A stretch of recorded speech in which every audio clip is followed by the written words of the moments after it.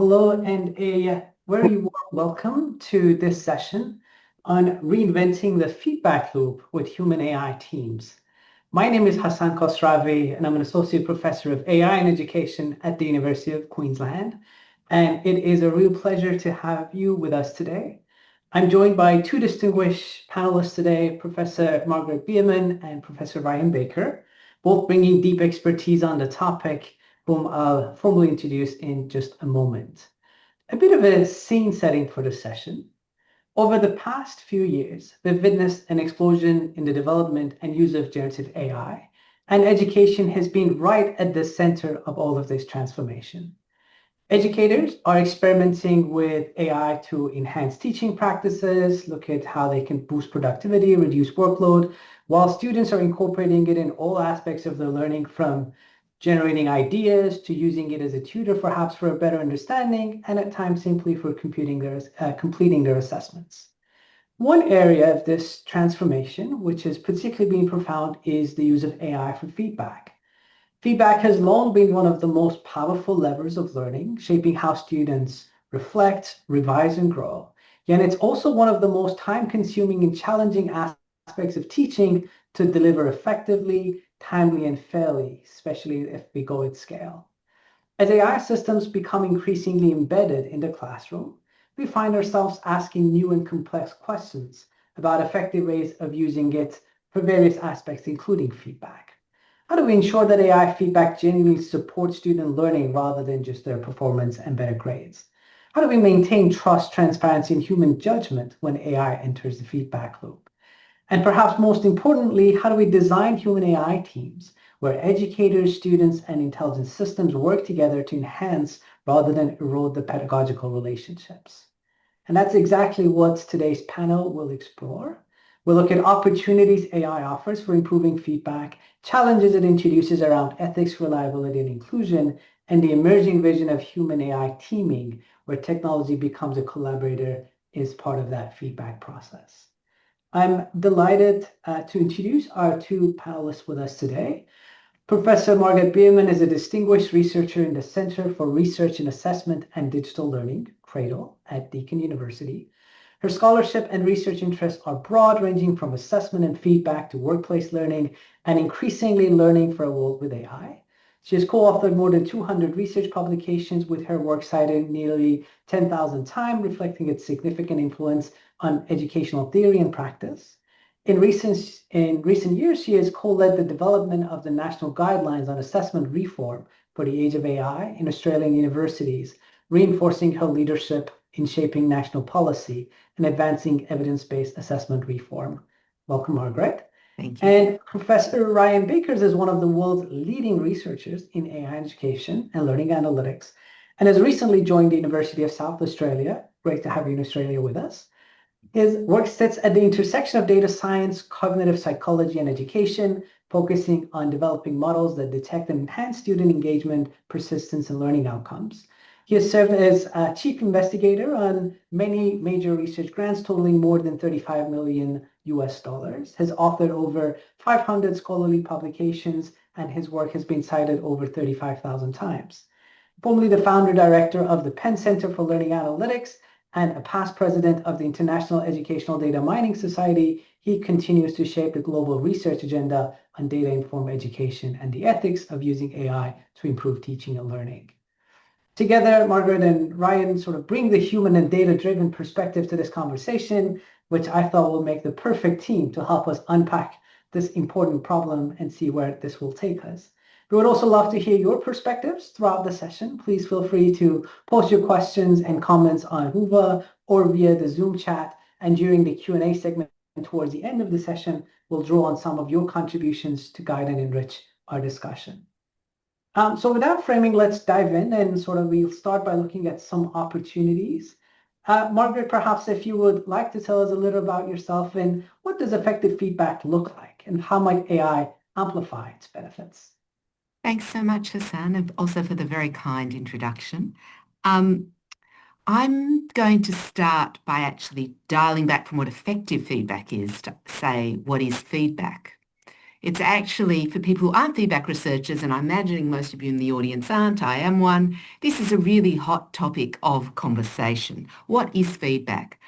So for some people, feedback is information provided about performance. That's the layway in often what we mean by it. And there's also associations with that. If someone says to you, hey, Hassan, hey, Ryan, let me give you some feedback.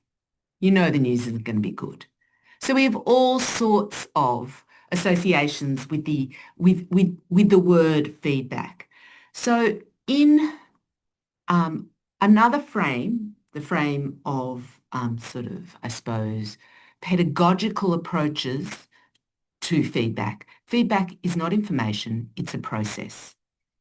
And by this we mean the student has information about their performance and they make meaning of it in some way that leads to their development either immediately on the task at hand or possibly into the future, and frankly, preferably into the future. So that when they encounter similar tasks, they can do them better, or it may help them with some deeper sense of themselves, of how they learn and their understanding.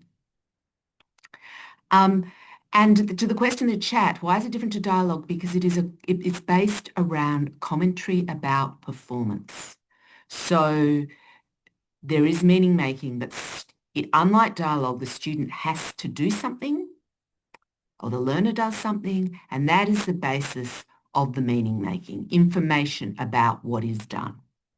So that's what feedback is. And then you can see that if feedback involves meaning making, effective feedback involves effective meaning making or useful meaning making for the development. And sometimes we see things here starting to hit, and this is some of the complexity as well as cross purposes. Often you might say, here's a task. This is where we want the students to be. We want them to go from here to here, and this is how feedback helps them get from here to here, the sort of the gap. But the student may not want to go from here to here. The student may have other goals, other ideas, other ambitions. So what does closing that gap actually mean? And this, of course, opens a huge opportunity for AI amplifying its benefits. A lot of the work on automated feedback is often around a known task, a held task, and you go from point A to point B and you work out how to help the learner go from A to B, and that's considered to be effective feedback. I would like you to throw open the gates of that definition and to think about feedback as that bigger process of meaning making, and then AI comes into this as a partner with whom the student is presumably already engaging. We did a survey, it was, I don't know, 6-7 months ago, must have changed by now, but about 50% of students we surveyed, 8,000 students across 4 institutions, were using AI to provide them with feedback on their work. Not university provided, but it's generalized AI floating around in the world, whatever it is they chose to use. And I think we can, from their perspective, it was already amplifying benefits because the AI was there anytime, always effective. From their perspective, this was sometimes positive and sometimes it was negative. It was always agreeable, which was not always seen as a positive. But they also did say that when teachers weren't agreeable, that was definitely a very big negative, and the AIs were not as mean as teachers could be mean on occasion. So we're starting to see some use in that feedback world. But I think for me, one of the key things here is to think about that underlying process of meaning making and how AI can help the students and the teachers with that, and to think about the respective roles that teachers and feedback might play in a broader system of teaching and learning. Fabulous. Thank you. Brian, we might pass it over to you and sort of considering AI's current capabilities. How can it support feedback provision and what promising directions are emerging? Well, thank you very much, Hassan. I think that when it comes to what good AI feedback should be, I think I loved all the comprehensive thoughts that Margaret had there.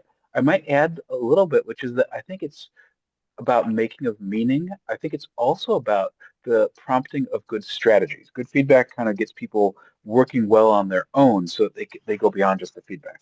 And I think that's a lot of the place of what the best AI-based solutions can do. There's a lot of examples right now. GPT and LLMs are so happy to just, generate words.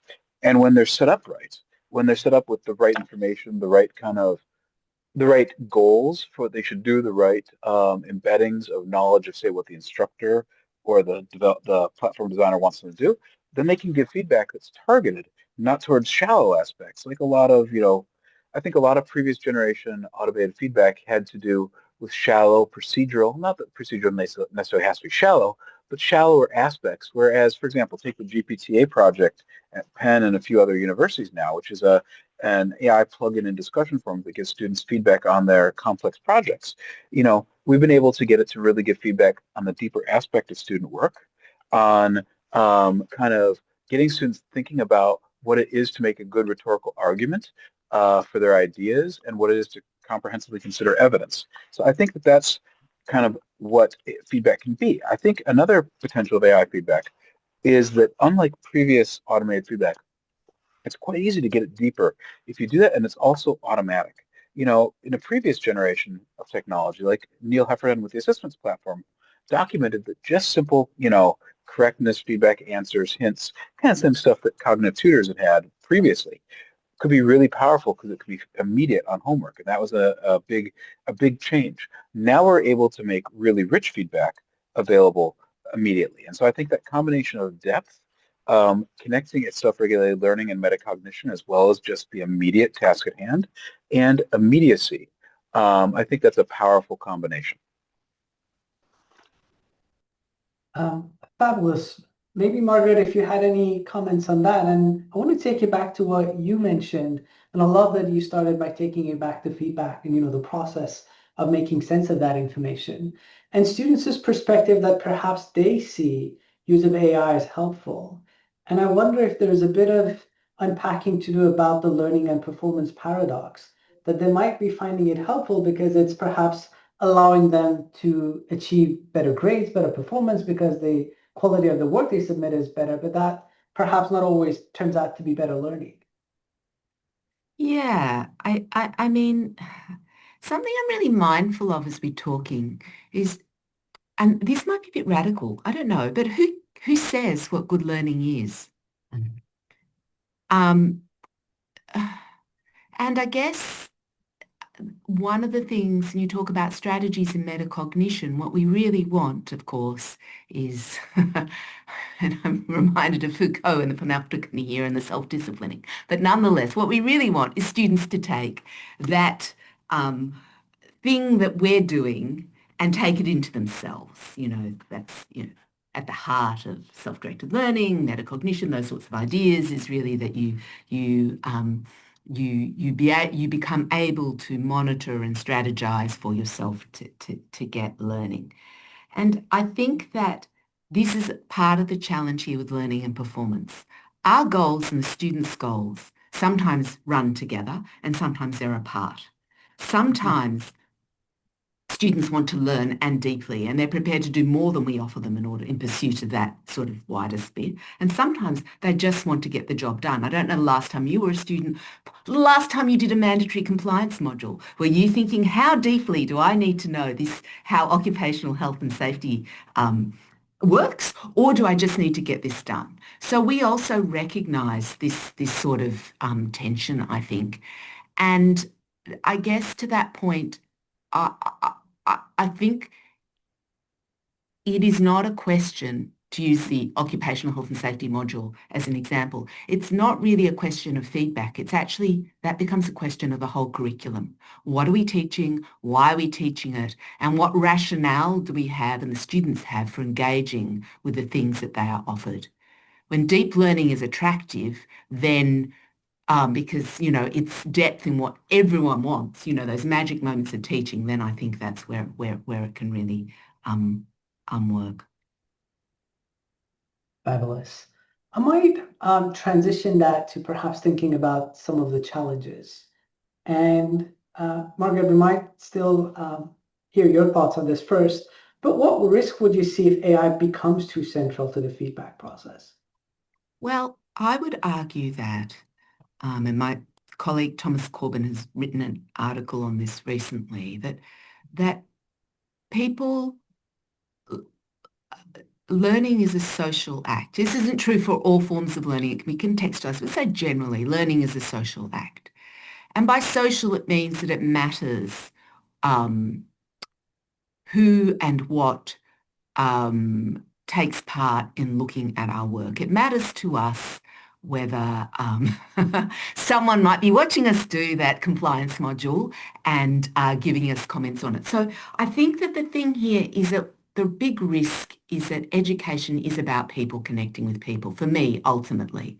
There are some exceptions to that, etc. But I think, so the risk is that we forego the human connection that is what makes society good and education fruitful and all those sorts of things.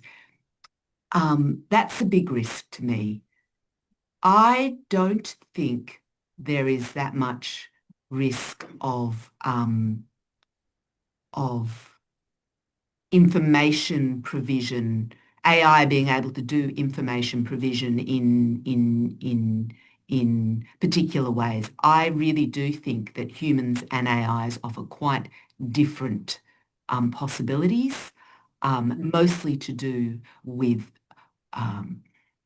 and if you think about the best sort of experiences you've had discussing someone's work with them, you together, you as a feedback provider, say, and they as a feedback giver, you start to make meaning together. Your views start to shift. You come together a little bit.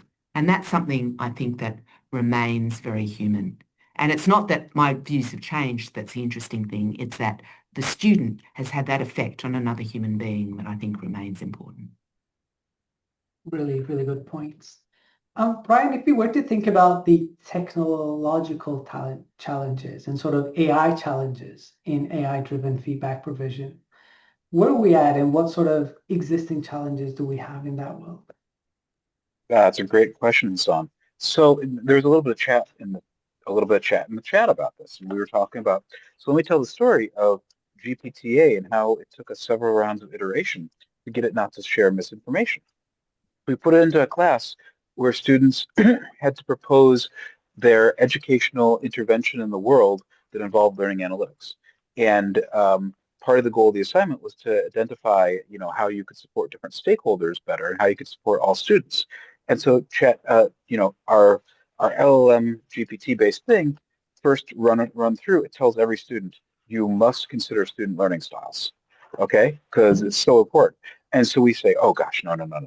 Like, don't talk about learning styles. And so it just ignores it, talks about learning styles. Our next iteration, now we're doing it kind of offline with example essays, not doing it live. Our next thing we say, don't talk about the debunked theory of learning styles. System says, although some people consider learning styles to be a debunked theory, you should really focus on it. And so finally, one of our grad students gets the idea, LLMs don't like to talk about controversial topics. So it says, we put in, don't talk about the controversial topic of learning styles. And then it worked. So that was an example of how there was a lot of tweaking. And part of the challenge of that tweaking, and this is different than everything else in my career, and I think, a generation before me, two generations before me, a generation before me, you told the system what to do and it did it. And it just did it, right? Nowadays, it doesn't always cooperate, and more so, and more seriously, it changes. Like, we had a lot of things that worked well on GPT 3.5 that broke when we went to 4. A lot of things broke when we went to 5 that were amazing in oh 04 Mini High. Like, it's a moving target unless you're going to use an older generation open source LLM. And so that's a big technical challenge. So I think getting it to do what you want and making sure it keeps doing what you want.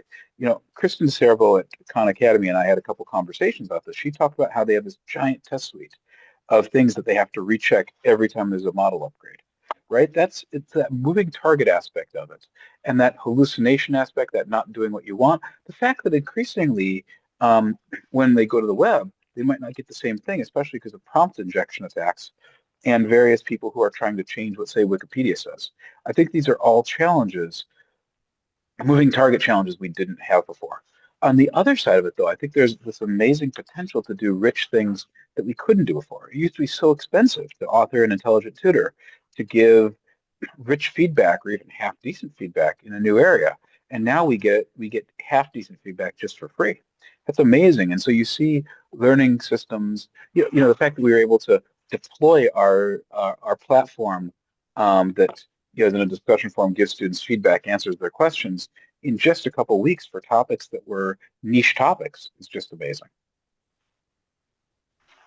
Just to follow up on that, so that will be sort of some technical challenges. Would you also see some ethical challenges in terms of how we provide feedback? Always, right? I mean, I think we have to be, and I think Margaret made this point nicely earlier. I think we have to be always focusing that it's on supporting students in making deeper meaning and not just solving their tasks today. Although recognizing that students want a certain thing and that we have to work with them too. I think that the potential for bias in responses, the potential for misinformation, those are two different problems. They're both real.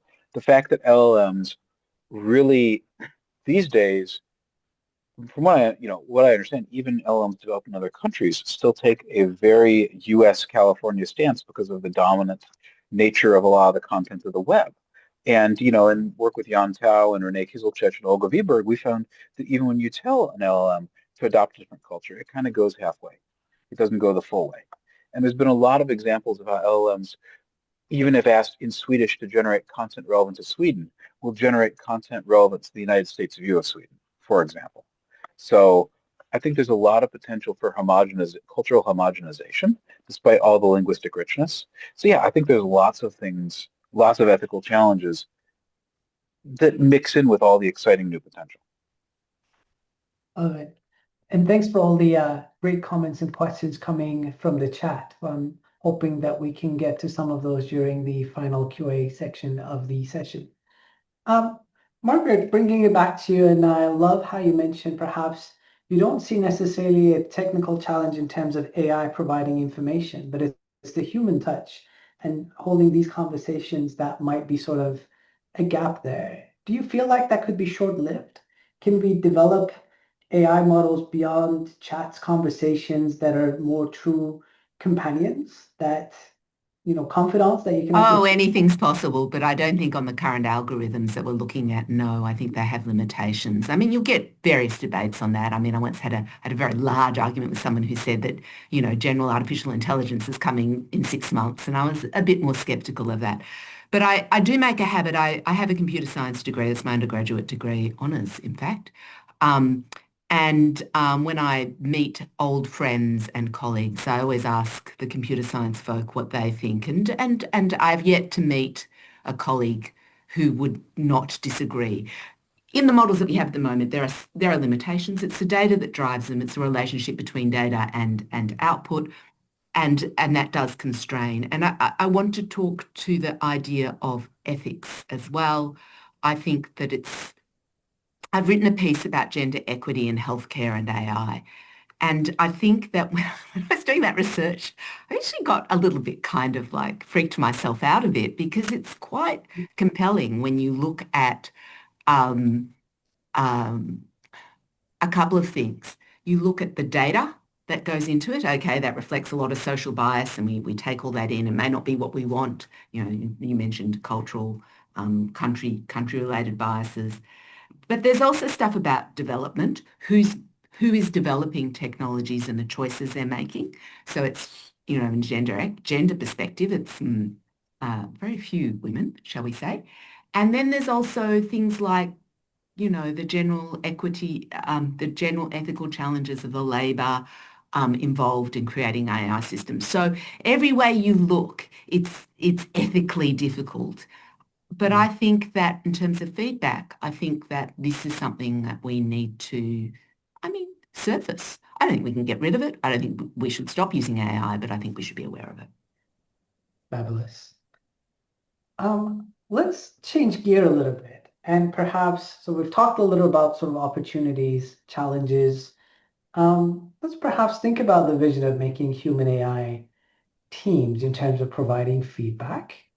Margaret, we've had many years of research on incorporating various forms of feedback in terms of peer assessment, peer feedback, self-assessment and reflecting on your own work, teacher feedback. How might AI complement what we already know? And how can we make human AI team work effectively for that feedback process? I had this question to prepare for, and I'm going to say really simply, I don't think we know yet. And I think that's what makes this an exciting field. I mean, we have some ideas, but what I think is really interesting about AI and what I love about what's happening in the current situation is that um, we're watching something happen in the wild. We're meeting it with our own choices and our own uh, people are making systems and so forth. Students are using it. Learners are using it. Learners are using it in teams and in groups. I think that, though, for me, leaning into what I said before, what things do well. I think that people, and again, we've written about this to a smaller extent, and this may be something that may change with AI's development, but certainly at the moment, people, I think, really provide, you call the human touch, an investment in development. I'm interested in you, Hassan. I want to help you get better. And we can talk about where you've been and where you're going. And I can relate that to where I've been and I've gone. That is always something that I think people will offer. AI can provide a source of information, and I would be really keen to see teachers, that source of information about performance, and learners work together to enhance the learner's ability to come to understand what good looks like, what we call evaluative judgment, so that the learner can go off into the future, start to use AI in their future professional practice to continue to build their sense of what it is they should be doing and how, whatever their work is in the field, how well that is going in order to improve it. So I think, but there's a lot we don't know, and that's what makes it exciting. Thanks for that. In my mind, one of the main opportunities here is that a lot of what we've known about sort of working with others and good feedback, social constructivism has always meant that we rely on some external factor to be available to provide that feedback. You need to have an educator to have the time to come and sort of provide feedback or a peer. Whereas with these AI companions, you essentially have 24/7 someone that can, in time, just real time, provide that feedback. And we've never designed for such an environment. We've never designed learning for such an environment that you can get this feedback, not always perfect, sometimes hallucinates, not always, absolutely on the spot, yet there is that ability to get it real time. And I wonder if that is a sort of a major paradigm shift in terms of how we think about feedback. I do a lot of work in workplaces, and that's a lot of my feedback work is in workplaces, in healthcare particularly. And it actually is, workplaces actually operate like that. It's not that you've got people giving you information all the time, but as you work in real time, as we're talking now, I'm getting cues on how I'm going. You're nodding at me, I'm looking at the chat, I'm getting information about how my performance is. So in some ways, what we're seeing, I think, is a shift towards a feedback situation that is in many ways more natural. We often, even though we don't know what, I don't really know what you're thinking about me inside your head, but I'm getting all these cues. And I think that yes, there's a paradigm shift, but I think it's a shift towards almost a more natural way of thinking about feedback. Thanks for that. Ryan, anything to add from your side to this discussion?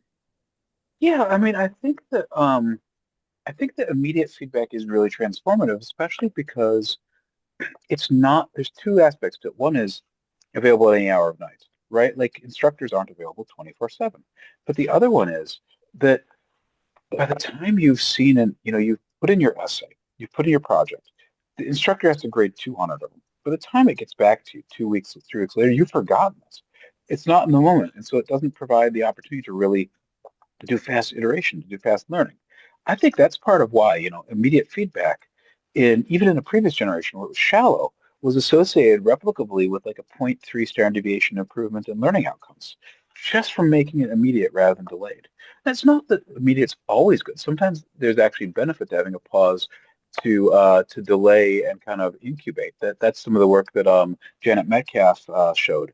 But I think it's just a powerful thing right in of itself by creating fast feedback loops and fast learning loops that has a benefit beyond the immediately obvious. Ryan, I Yeah, want no, to ask you a question. Um, so Sure. my question is what do you think that there can be too much information? Because that's the other side of the immediacy, always on 24/7. Sorry, I didn't quite understand the question, Margaret. Do you think there can be too much information? Too Oh, much information. I just wanted to talk about those immediacy of those loops. And do you think, in talking about paradigm shifts, it strikes me that that would be the case. I was just curious to hear your thought. always. I mean, we are drowning in information, right? And I mean, the amazing thing is that this was prefigured by Alan Newell, I think as early as the 1970s, talking about how the limited resource would be attentional time on the information flowing in. Think about the sheer amount of information that we all have just flooding us at all moments. Um, that said, good information, bad information, right? Useful information, non-useful information. I think that getting fast feedback on your schoolwork is one of those good sources of information that I want to that I would like to kind of create the ability to have. I think that's far more relevant than the other information that's flooding us at all time. So I would put this in the positive category personally. And Don, you're absolutely right that there is a literature on this. I mentioned Janet Metcalf's work, for example. There's been a big debate about it, but I think it's pretty clear to me that the cases that it comes down to when immediate feedback is useful and when delayed feedback is useful, and that in a lot of cases the benefits of delayed aren't the actual delay, but the processing it prompts. So I'd be inclined to push towards that for most cases, rather than. I don't think there's much benefit to 3-week delays on feedback, and none of, for example, the studies I've seen showed a benefit were at that level of delay. And also there's a difference between, I think there's a difference between what those things do. So again, working in healthcare with registrars or, people who are close to becoming consultants and looking at how they focus on feedback and what they do. I think that there's also a process of meaning making that goes on that is delayed that people take into themselves. So there's like the immediacy, from what I can see, and this is not to do with AI, this is about information, about performance. I have something happen to me on the ward, it's terrible, it freaks me out, or I do really well, or something a lot more sophisticated than that. But then later on, weeks later, that becomes part of the bank of information that goes into this meaning making. And I guess there's also something about that level of way of looping in those rapid moves as well too. Um, but I mean, to me, it's exciting because we get to find out how it works, even if we're not sure yet. one thing, perhaps as an example, when I was doing my PhD, and it's not that long ago, it would have taken a week for me, to draft something for my supervisor to have a look, and then we would hold a meeting, and then I would get some feedback. And now you essentially write something and you almost get real-time immediate feedback, critiquing it, what's missing, how you can improve it, and all these cycles of, and to your point, Margaret, is there too much? Well, I can ask to get as much feedback as I want. I can ask for little feedback, I can ask for more feedback. So if we have a bit of ability to use the tools effectively, then perhaps you could do a bit of the sense checking of getting the right amount of information and feedback to help you. I don't know. I mean, we did an autoethnography in doctoral studies. So my doctoral student loves well, he's not my doctoral student anymore. He's now my very good colleague. Um, uh, Loves his getting AI generated feedback. And we did a comparison between what the Gen AI feedback offered him and what we offered him. And I was really shocked. I have to say, this is like true confessions when you see yourself in a paper. And it says supervisor A or B or whichever label I had when I came to the meeting said, oh no, we don't want to talk about that. We want to talk about this. So what he thought and what his goals were and what he got feedback on, what the information was about, was, I thought at that moment, very unpolitically, not actually where the focus should be. So this is also to the point about what's good information and bad information and who makes that call. Is it the student? Is it you? Is it somewhere in between? I mean, I was a bit appalled because I think I actually should have taken his wishes a lot more into account than I actually did. So you can work out who I am in this paper. So Good point. can I actually go back and disagree with something I said a minute ago? I actually thought Sure. about a better answer to your response. So you asked me, to your question, you asked me, is there too much information? I thought of a case where I really think there is. Mm. And that's where there's actually a benefit to the person's self-thinking about it on their own and reflecting in their process. It's part of the learning process as opposed to performance. I'm reminded of the anecdote of a Princeton professor years ago who, when a student would bring in their dissertation draft, he would say, all right, he'd wait a week and then they come back in his office and say, so I've looked at your draft and I want to know, is this really the best you can do? And they'd come back a month later and they'd say, all right, I revised it. And they'd say, and they'd wait a week and say, all right, yeah, let's get, I really want to, is this really the best you can do? And then they'd come back a month later and he'd, wait a week and say, I just want to ask one more time, is this the best you can do? They say, yes, I can't think of anything else I could do to make this better. And you say, all right, now I'll read it. So that exercise, as mean as that sounds, probably was really valuable to the students in reflecting. And I do think that when we have tons of feedback immediately valuable, it does short circuit that experience of having to grapple with your own work. And as Stephen King once said, kill your darlings, really reflect on, is this the best you could do? And I think we lose that a little bit with too much. So that's a better answer, I think, Margaret, to what you asked. Yeah, I think I'm in agreement with that. I think that um, I would argue that one of the things that we will need to do in this world, the teaming business, is about managing those loops and thinking about, I mean, I haven't really thought about this deeply, but this is my sort of immediate off-the-top response to the questions we're having, is that thinking about coming to know yourself and when struggling is good and when it's bad and when sometimes you can't actually see that. Now I can't tell you, but a friend might be able to. When you employ those various resources, may start to be really useful. And some of it's experiential as well, right? It's not just happening all up here. It's about the whole body, again, from the healthcare thing. You can make a couple of different calls and then have this one incidence, or you can think about in your workplace, that one colleague who says something to you with that look of horror. Probably a dozen people have said the same thing to you half a dozen times. And you go, oh, now I understand. And then it sets off something. So there's something about not just what's said, but how, with that sort of context of the loop. I don't know. Now I'm starting to rant a little bit. I like the conversation. Great. I love it too. Ryan, I might perhaps change gear a little bit. We're thinking about human sort of teacher or human AI teaming for feedback. We've done this in many other aspects in terms of trying to do human AI collaborations beyond feedback. What are sort of some of the most promising models of human AI collaboration you've seen emerging in research? And how might we apply some of that in the feedback literacy? I love that. We've tried some human AI collaboration on feedback. We found that ultimately it just slowed us down and we didn't do as much of it there. It was more we give the feedback right away and then let the human being kind of come to it later rather than delaying the system's feedback. But we've had a lot of other work, as you're alluding to, with human AI collaboration around qualitative research and qualitative coding in specific, where we've had human beings and AI partner on developing qualitative code books for finding themes for analyzing data. And the point there is that human beings have a great deal of ability to understand things in depth and to bring their perspective to it and their deep understanding of human reasoning and, cultural aspects. But what AI has the ability to do is look at volume. And so in a very large data set, human beings don't have the time to look for every possible code across all the data, and they can miss stuff.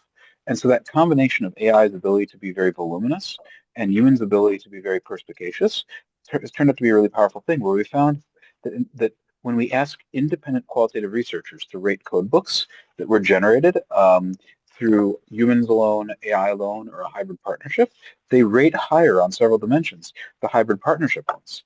And we found that also those code books that are hybrid developed are better at correlating to other constructs, just lots of ways that it's beneficial. And then, then you take the actual step of coding, and AI can take human disagreements and give advice on it, and it can do coding at volume.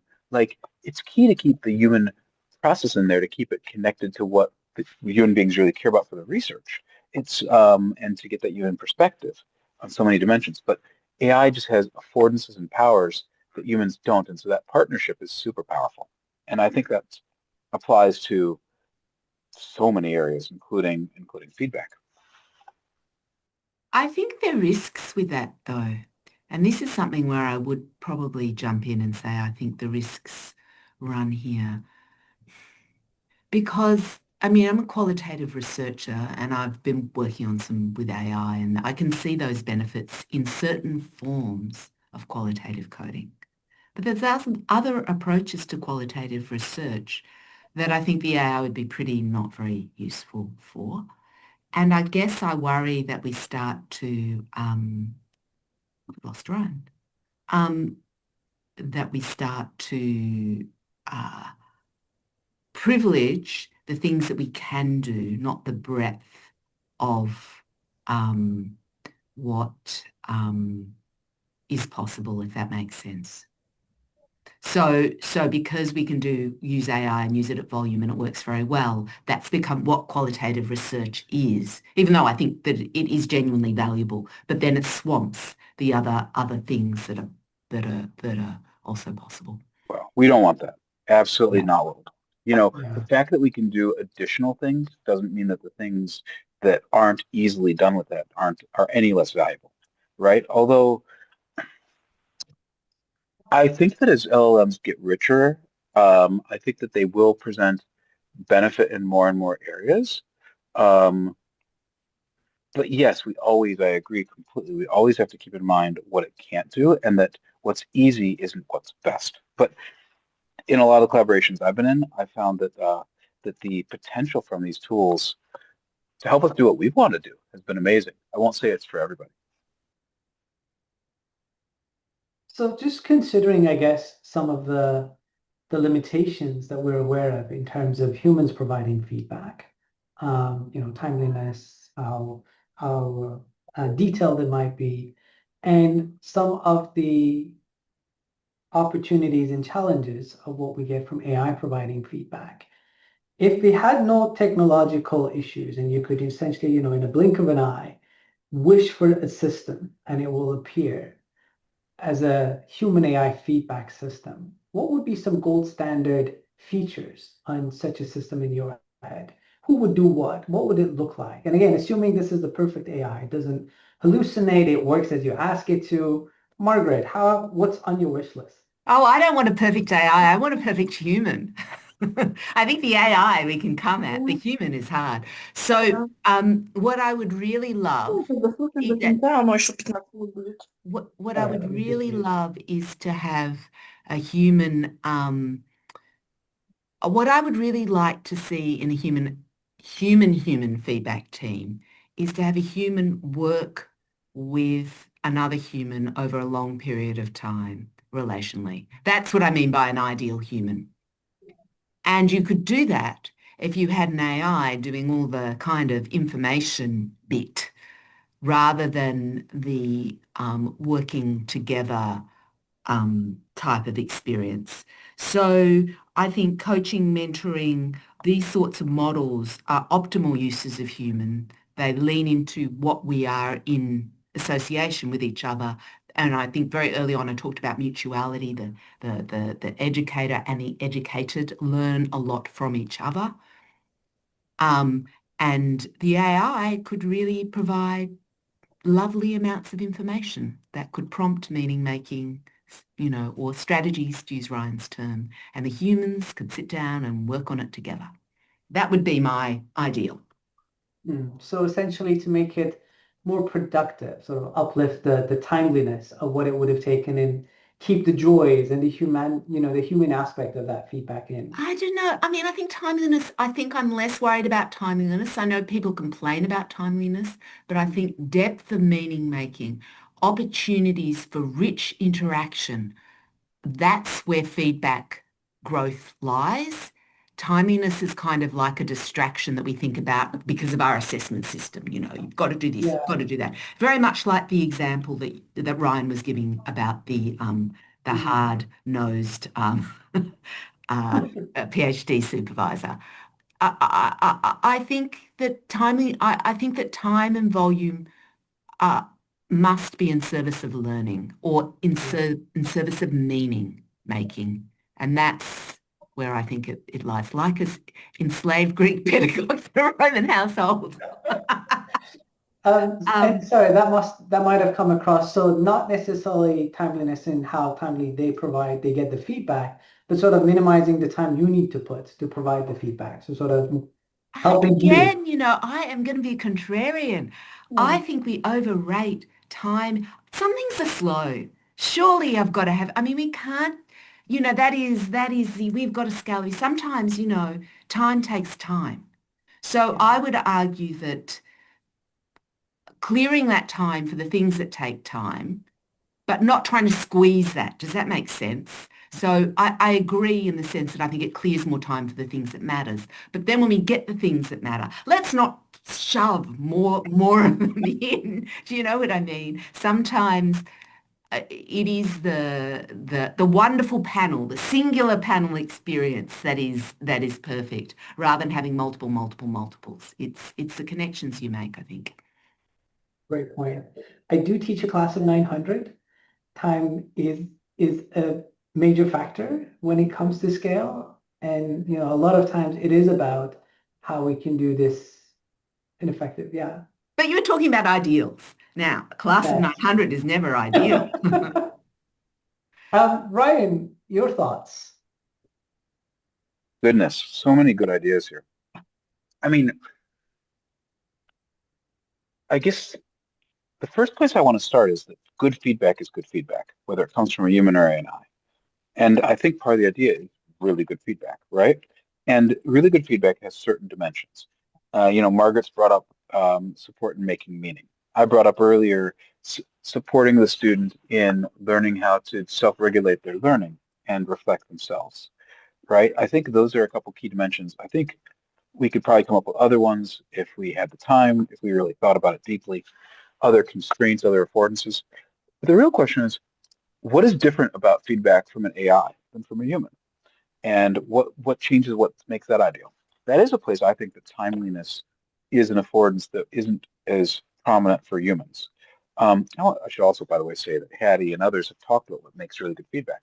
I think also AI, if there's anything that AI can do better and deeper than humans, than like an ideal human, um, it's probably the ability to take a broader perspective and a wider perspective and to kind of take on personas, because LLMs are decent at taking on personas of sorts, and they'll get better. Taking on different personas and thinking about what different personas would say. Any human is going to struggle to get more than their own perspective and maybe a few they know well. I think that universality that an LLM ultimately may someday be able to reach is a powerful feature. That ability to access all of the perspectives and knowledge of at least the humans who are on the web. So if I had to say how AI feedback will be better than just really good human feedback, I think it's going to be the speed and the universality. And yes, Margaret points out there's a lot less interpersonal risk. I totally agree. If I put out my ideas to another person, they might say, what an idiot Ryan is. The AI won't judge me. Not yet, anyways. Or if it judges me, I don't care that it judges me because I can flick off a switch. Yep. To the point of good feedback is good feedback. Perhaps you don't necessarily need to get good feedback every day. You might get really good feedback once every few years. I had Peter Goodyear review one of my Discovery Project grants, and man, it was good and harsh and everything you can say at the same time. But that was a few years ago, and I feel like it's still helping me. So sometimes it's not necessarily to the points from before, timely or a lot of it might just be really good feedback, and even if you don't get it all the time, it might still have large impacts in your work. I want to think a little bit about LLMs and how it can help us think about feedback research, and both of you have worked in that. In terms of what opportunities do you think use of LLMs in research, in better understanding feedback? What are some of the challenges and opportunities there that we can think about? So thinking of AI as part of the process and not as the object of the study. Well, Ryan's obviously come at that with the qualitative research example. I mean, I think that's a fairly fair example. I think it really depends on the research you're doing, to be honest. In much of the approaches I take probably move away from where it would be most useful, because I do a lot of embodied, ethnographic, rah, rah, rah. You get the general idea. And, the meaning making is the instrument. So self is always really present versus volume, scale, time, objectivity, which I think are some of the LLM strengths. So I'm going to handball to Ryan, because I think that's probably more his sandpit. Repeat the question, Hassan. So how might feedback research itself evolve when AI is part of the process, not just the object of the study? Yeah, it's going to give us the ability, I'll say briefly, it's going to give us the ability to try out so many more things in different circumstances, right? And to get it exactly the way we want it, to build it quick and to tailor it and start building a vocabulary of, Hattie and others have done so much great work on what's good feedback. I think when we can start getting to what's good feedback for who in what circumstances, that's where we'll really start to answer these questions. And I think that the replicability of computer-based learning environments, even before generative AI, the ability to scale was a powerful thing for us. Yeah, I might provide an example from my own work. For example, we have a lot of theory in terms of various forms of feedback and how effective they are. For example, one of the studies we're currently running is comparing and contrasting explanatory feedback or direct feedback with guided discovery of Socratic.